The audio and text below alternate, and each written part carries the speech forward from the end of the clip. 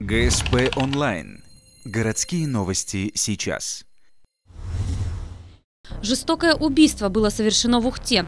12 февраля в полицию обратилась девушка с заявлением о пропаже знакомого, который уже несколько дней не выходит на связь.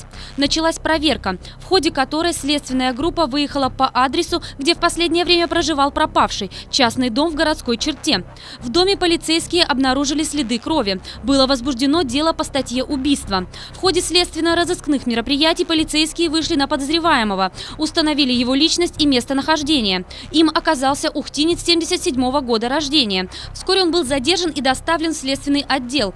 На допросе мужчина отпираться не стал и сознался в убийстве. Как рассказал подозреваемый, 8 февраля у него с потерпевшим возник конфликт. Словесная перепалка переросла в драку. Когда потерпевший упал, подозреваемый наступил ему ботинком на горло и держал ногу, пока противник не задохнулся. После этого, испугавшись уголовной ответственности, подозреваемый решил скрыть следы преступления.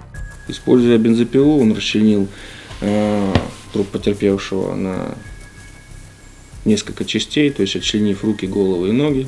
Все это погрузив в мешки от мусора, то есть на следующий день вынес и сокрыл в реке Чубью.